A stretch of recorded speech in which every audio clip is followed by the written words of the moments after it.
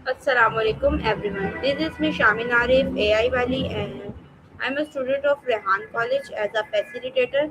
तो आज फिर हम एक न्यू इंटरव्यू लेकर आए हैं आपके लिए न्यू गेस्ट के साथ। तो जो आज की हमारी गेस्ट हैं उनका नाम है अलीना बतूल। अस्सलामुअलैकुम, कैसी हैं आप? वालेकुम अस्सलाम, मैं बिल्कुल ठीक हूँ, आप कैसी हैं? जी अल्हम्दुलिल्लाह, मैं भी बिल्कुल ठीक हूँ। अलीना, सबसे पहले आप अपना शॉर्ट इंट्रो दीजिए ताकि हमारे देखने वाले व्यूवर्स आपके बारे में जान सकें। ओके, अस्सलाम वालेकुम एवरीवन, मेरा नाम सैयदा अलीना बतूल है और रेहान स्कूल में आने के बाद मेरा नाम अलीना बतूल ऑलरेडी बड़ी हो गया है। और मैं रेहान स्कूल में फाउंडेशन लेवल की स्टूडेंट हूँ बुक की। और मुझे स्कूल में पढ़ते हुए 3 मंथ्स हो चुके हैं। This was my short introduction. Okay, ठीक है। तो आप सबसे पहले ये बताएं कि आप कौन से कैंपस में पढ़ती हैं?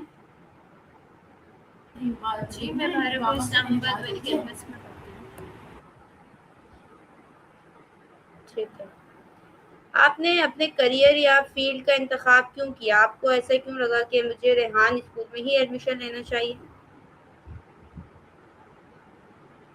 जी, मैंने स्कूल का इंतख़ाब इसलिए किया क्योंकि मैं किसी और भी स्कूल जा सकती थी, लेकिन ये स्कूल मैंने इसलिए चूज़ किया क्योंकि मैं फ्यूचर में जिस फील्ड में जाना चाहती हूँ, technology related, social media related है। तो यहाँ पे आके मैंने बहुत कुछ सीखा जो मेरे आगे करियर में काम आएंगे।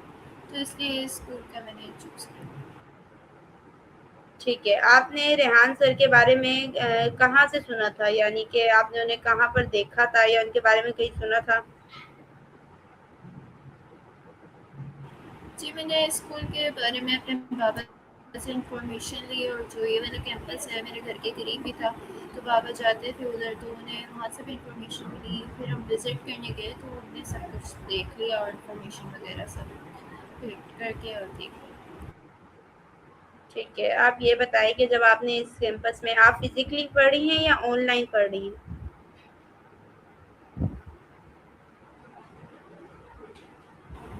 जी, मैं स्कूल में फ़िज़िकली पढ़ रही हूँ और फ़िज़िकली जाती हूँ स्कूल।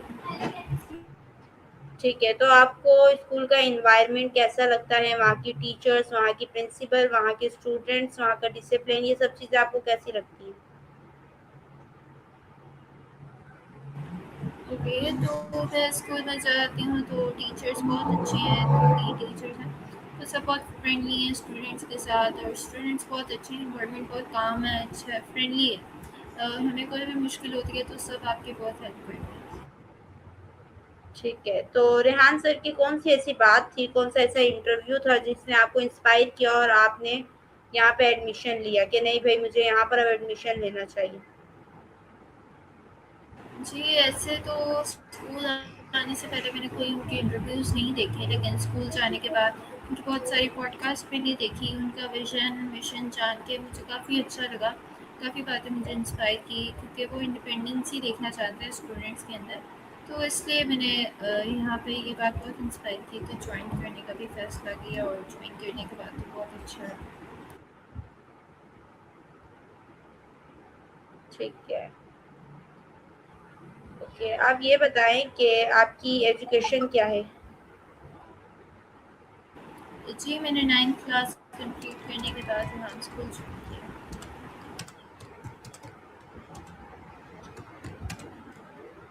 ओके। तो आपको क्या लगता है कि रेहान सर को ये रेहान स्कूल और भी कंट्रीज़ में खोलना चाहिए, पाकिस्तान में और भी जगहों पे खोलना चाहिए या नहीं? जी, मुझे बिल्कुल ऐसा लगता है ये स्कूल और भी जगह उस पे ओपन होना चाहिए ताकि हर बच्चे को एआई फैसिलिटीज़ मिलें, वो भी एआई स्टडी कर पाए। ठीक है। आपका क्या शुरू से यही माइंडसेट था कि आपने कोई ऑनलाइन स्किल ही सीखनी है या फिर आपने कुछ और बनना था?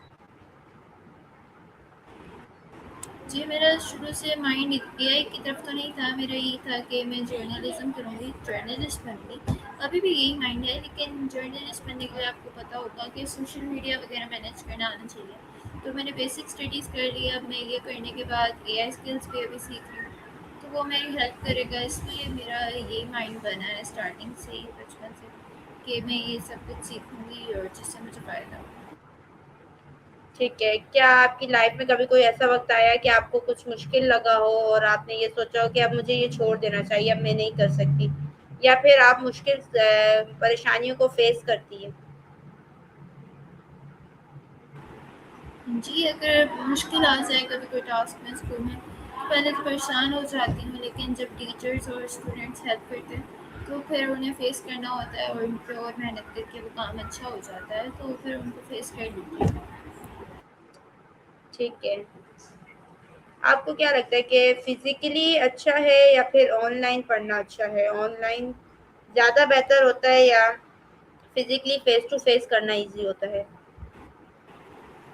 जी, मुझे ये लगता है कि अगर आप ऑनलाइन भी सही तरीके से पढ़ें तो वो भी ईज़ी बहुत होता है ऑनलाइन, क्योंकि फ़िज़िकली में आपको रोज़ जाना पड़ता है। लेकिन जो ये स्कूल है यहाँ पे फ़िज़िकली भी वही हिसाब है जो ऑनलाइन जाके होता है, क्योंकि दोनों तरीकों से यही होता है कि स्कूल में जब जाती हूँ मुझे एक चीज़ डिफ़रेंस लगती है, वो यही होता है कि वहाँ पे नेट की स्पीड तेज़ होती है, हमारा काम जल्दी हो जाता है।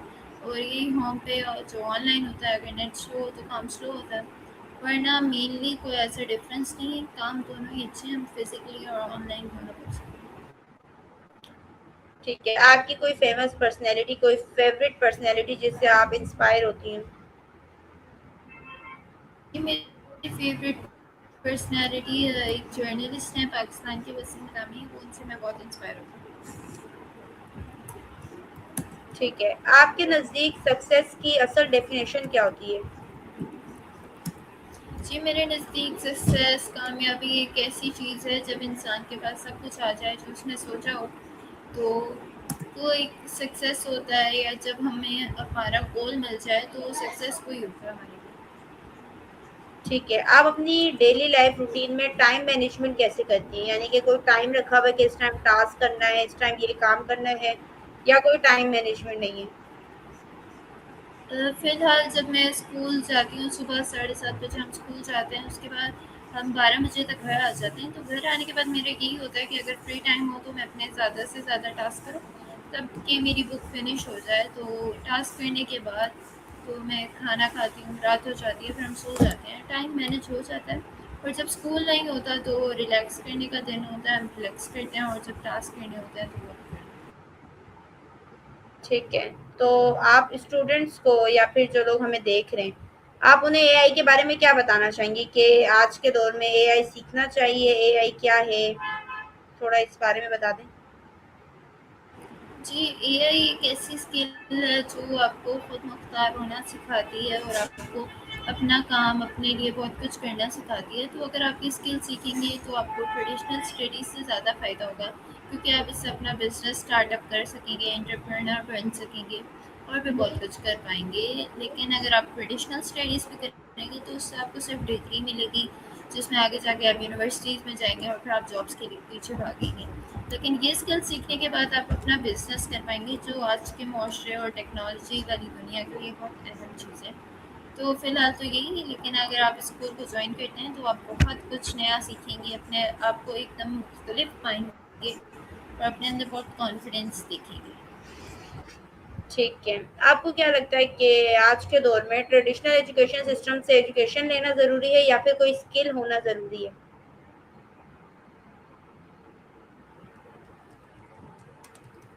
जी, आप अपना सवाल रिपीट कर सकती हैं? जी बिल्कुल, मैं आपसे पूछ रही हूँ कि आपको क्या लगता है कि आज के दौर में ट्रेडिशनल एजुकेशन सिस्टम से एजुकेशन लेना ज़रूरी है या फिर कोई स्किल होना ज़रूरी है हमारे पास? जी, मुझे ऐसा लगता है कि ट्रेडिशनल स्कूलिंग जो है, पाकिस्तान में तो इतने बच्चे हैं रोज़, तो काफ़ी मेजरली जो बच्चे हैं वो ट्रेडिशनल स्कूल्स में ही जा रहे हैं, लेकिन वहाँ पे भी जाना ज़रूरी है, क्योंकि वो तालीम से हमें शऊर हासिल होता है। और ये जो स्किल्स वाली एजुकेशन है, इससे तो हमें इंडिपेंडेंसी, अपना काम खुद करना आता है। तो अगर हम दोनों को मैनेज करें आपस में तो वो बेस्ट होता है। जैसे अगर कोई स्टूडेंट रेहान स्कूल में आना चाह रहा है, तो मिनिमम वो 5th क्लास तक तो पढ़ के आए, क्योंकि उससे पहले उसको स्पेलिंग से नहीं आएंगे काफ़ी सारी चीज़ों के। तो दोनों स्टडीज़ इंपॉर्टेंट है, यहाँ तक कि आप ट्रेडिशनल स्कूल्स को भी ये चाहिए कि वो अपने अंदर भी एआई स्किल्स ऐसी डालें ताकि स्टूडेंट्स के लिए ईजी हो। जैसे कि आपको पता है वहाँ पे कंप्यूटर लैब्स होती हैं, लेकिन वो यूज़ ही नहीं होती, बंद पड़ी रहती हैं। तो ऐसा नहीं होना चाहिए, वहाँ पे भी स्किल्स होनी चाहिए, थोड़ा बहुत सिखाया जाना चाहिए बच्चों को। ठीक है, आपको क्या लगता है कि रेहान स्कूल में कोई चेंजिंग होनी चाहिए या फिर कोई इम्प्रूवमेंट होनी चाहिए? जी, देखा जाए तो रेहान स्कूल में इम्प्रूवमेंट्स की तो आपको पता है हर जगह का भी इम्प्रूवमेंट्स के लिए ये नहीं कह सकते कि यहाँ पे अभी और इम्प्रूवमेंट की ज़रूरत है, इम्प्रूवमेंट हर जगह ही ज़रूरत होती है। जैसे कि हमारा स्कूल है उसमें का थोड़ी बहुत चीज़ें हैं जिसमें इम्प्रूवमेंट होना चाहिए, जैसे कैंपस छोटा है तो वहाँ पे चेयर्स की कमी है, तो चेयर्स भी होनी चाहिए। गर्मी बहुत ज़्यादा है, कारपेटेड है हमारा स्कूल, जिसकी वजह से बहुत गर्मी हो जाती है, तो वो चीज़ें इम्प्रूव होनी चाहिए। और कुछ बच्चे ऐसे होते हैं जो स्टूडेंट से नहीं फैसिलिटेट हो पाते, वो उनको टीचर्स ही चाहिए होते हैं। तो हमारे स्कूल में टीचर्स इतने ज़्यादा नहीं हैं जो हर बच्चे को गाइड कर पाएँ, तो मैं देखती हूँ कि स्कूल में टीचर्स भी थोड़े बहुत होने चाहिए जो बच्चों को अच्छे से गाइड कर पाएँ। तो ये चीज़ें मैं देखती हूँ जो इम्प्रूव हो सकती हैं स्कूल में।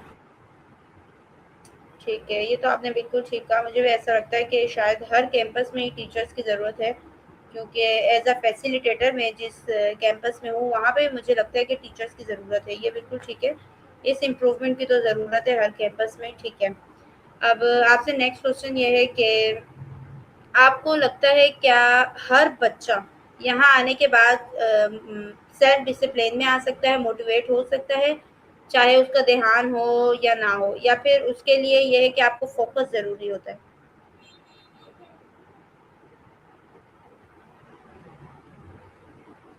जी, जैसे हम कोई भी काम करते हैं, किसी भी स्कूल में होते हैं, कुछ भी बड़े होते हैं, तो फ़ोकस तो बहुत इम्पोर्टेंट होता है। फ़ोकस के बगैर हमारे अंदर ना कोई चेंज आता है, ना कोई सेल्फ कॉन्फिडेंस आता है, ना कुछ हम सीख पाते हैं। जैसे कि आप भी फैसिलिटेटर हैं, तो आप जो भी काम करती होंगी, फ़ोकस से करती होंगी। अगर आप वही काम फ़ोकस से ना करें, तो आपका वो काम नहीं होगा, आपको बहुत सारी चीज़ें नहीं आएँगी। तो ये फ़ोकस, डिसिप्लिन सब तभी आता है, जब आप फुल दिल लगा के और फ़ोकस से अपना काम करते हैं। जी, बिल्कुल ठीक कहा आपने। अच्छा, अब आप ये बताएँ कि आप अगले 5 या 6 सालों में अपने आप को कहाँ देखती हैं? जी, आइंदा 5-6 सालों में मैं अपने आप को एक अच्छी जगह पे देखती हूँ और ये देखना चाहूँगी कि मैं अपना गोल अचीव कर रही हूँ और जर्नलिस्ट बन रही हूँ। ठीक है।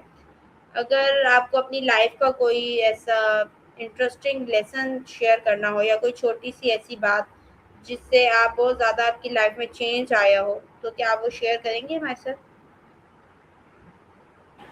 जी, ऐसी कोई छोटी बात नहीं है, लेकिन मेरे ज़हन में हर वक़्त यही होता है कि अगर आप कभी भी कोई गलत काम होते हुए देखो, तो आप खामोशी से उसे देखते ना रहो, बल्कि गलत चीज़ हो रही हो तो उसके ऊपर आवाज़ उठाओ, उसे ख़त्म करने की कोशिश करो।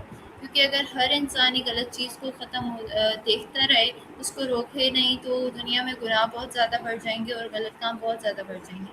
तो हर इंसान को एक छोटा से छोटा स्टेप लेना चाहिए ताकि ये चीज़ें रुक जाएँ और अच्छी चीज़ें पैदा हों।